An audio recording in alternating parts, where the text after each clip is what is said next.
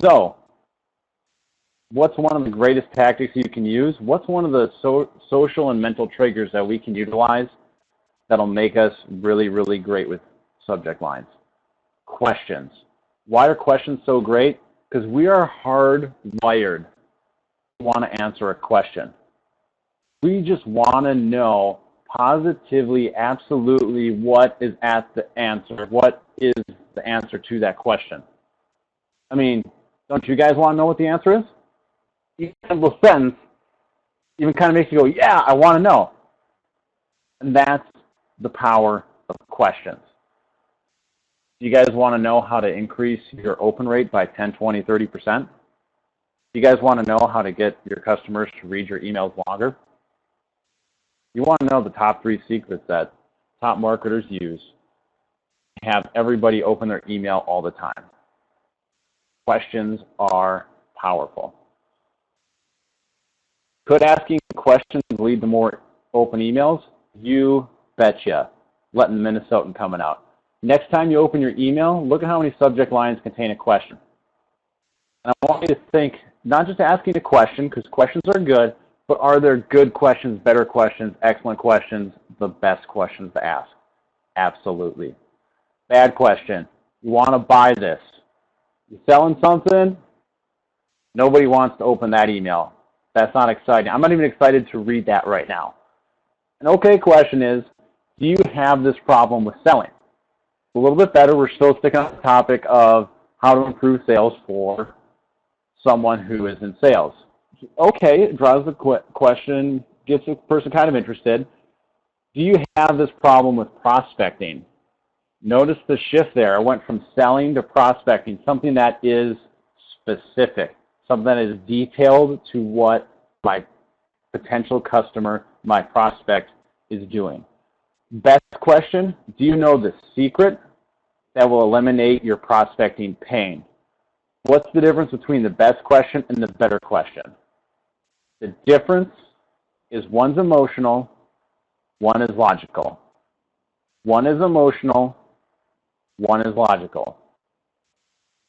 Here's the part of the bonus thought, is the longest subject line doesn't mean it has to have the best subject. The goal is to get inside your prospect's head.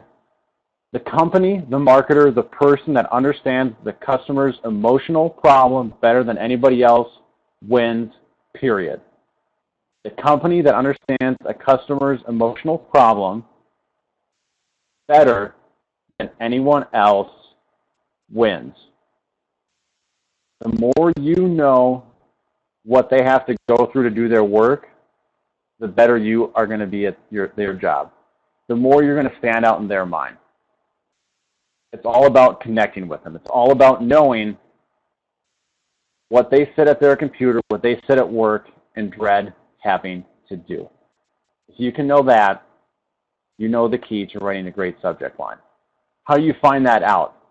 That would be a really interesting thing to know. How do you get in? How do you dive in? How do you actually find out what their pains are? Ask them. Talk to them. Engage with them. Say, what do you spend most of your day thinking about that you wish you didn't have to be involved with? What's the biggest pain point that you have in a day? Continue to dive into what they are doing, and the more you understand that, the more they will appreciate and care about what you do, the more you'll connect with your customers.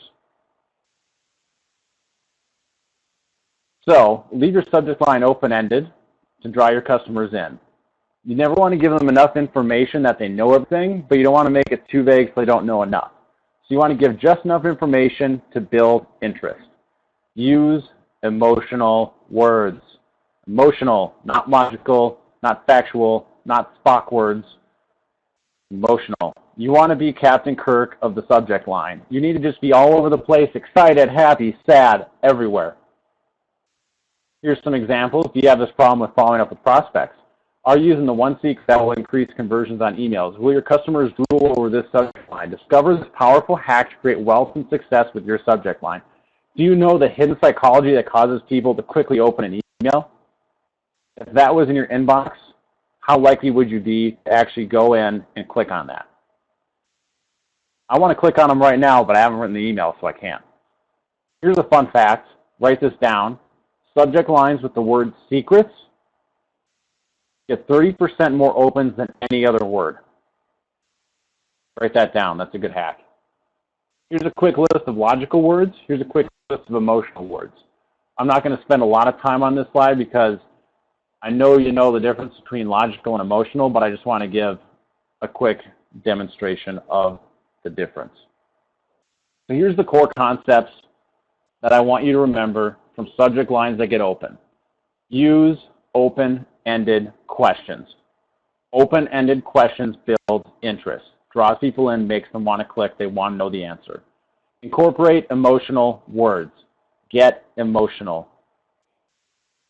Use words that they can relate with. Use words that will move them. And provide enough specific information so the reader knows what it's about, but not too much, so that they aren't curious about what's inside the email. Moving right along. Fighting back against spam. Now, we're not talking about Minnesota kind of spam, the kind that's meat and fried and Monty Python sings about in their spam song. I'm talking about the spam that you and I get day in, day out. The kind of stuff that says, Daddy can have a little bit longer downstairs. The kind that says, here's the weight loss cream that you just need to apply, and you will be very, very sexy. That's the kind of spam other people send, but not us. We are going to dodge these spam filters. We are going to get in front of our prospects. We are going to be the ones that get the sale. So how do you dodge the spam filter? How do you fight back? Avoid all caps. You don't need to yell at them. You don't need to go crazy. You just need to talk to them like the normal people. Ones with a lot of exclamation points typically get flagged by spam filters. Don't use selling words. Buy, purchase, sell, money, not spam and spam. Spam filters catch spam. So don't use spam, otherwise you will be caught in a spam filter. Remember that. That's important. Don't use the word spam. That will get flagged. I'm also often asked, how often is it okay to send emails to my prospects? Why am I asked this? Because people will wonder, why is it that I send out an email every day with great content, but I still get flagged as spam? Or why is it that I send out one email a week and I still get flagged as spam? Because people can go in and flag your email, click on this is spam, and all of a sudden filters are going to go crazy because they think that you're sending out spam. So here's my non-scientific answer to your number-related question, your scientific question. Is enough to build their interest without annoying them. So you need to do a little bit of toying around with your market, the people you're prospecting to, the people you're trying to contact and say, hey, send an email today, send an email in a couple days, and see how they respond. You want to do enough to keep interest, but not too much where you're being annoying or abusive with your email. People, on average, like to receive about 2 to 3 emails a week from a list that they sign up for. It's not a hard fast rule, but it's a rule of thumb. And the primary reason people get annoyed with your emails, too much selling or not making the process of buying fun. I have some examples of some websites and some organizations that I think does a really good job. One is Express, which is a clothing company, which I shop at frequently, and I'm signed up for their email list. The reason I put them on the list here is I get emails from them every day talking about product sales and things that are going on. And I like seeing what they have because I like their store, I like what's going on. I'm never going to click spam on there because I want to see what else they have coming up. So if you reach the point where your content is great, people know you and like you and want to be a part of your culture, be a part of your brand, you don't have to worry about sending email every day. Woot's the same way. They're a daily deal site. They have awesome t-shirts, clothing, everything you can think of, all there, discounted. 1 item a day, discounted, amazing, great website. Now there's another guy by the name of Avon Pagan who's a really, really great online marketer. I'm signed up for some of his different mailing lists, and he only sends some a couple times a week. And that's okay too, because that's the amount of engagement I need from his mailing list. So here's the core concepts of fighting back against spam. Avoid phrases that spam filters look for, and find the right frequency for sending emails. I want to take a really quick second here and have you go back now to that subject line that you wrote down and have you modify it and change it one more time using some of the concepts you've learned now from fighting against spam and from subject lines that sell. I'll give you about 45 seconds.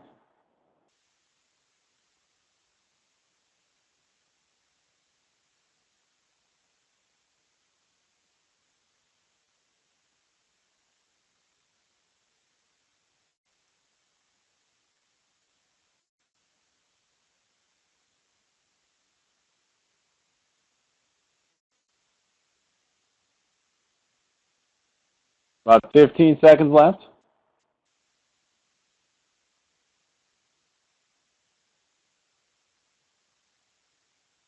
5 seconds. And pens down. I heard somebody's piece of paper ignite because they're writing so fast. Too much friction. Silly joke. I'm moving on. Content to drool for. Do your followers beg for your emails? Are they excited like I am to read the Express, the Woot, the Abe Pagan emails?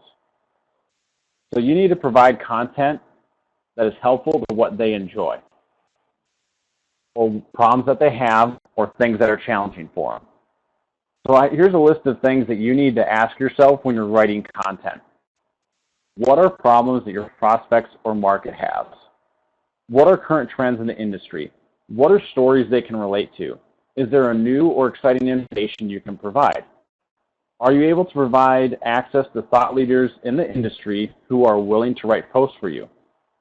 Can you provide interviews with thought leaders in your industry? Are there videos you found that would be helpful to your prospects?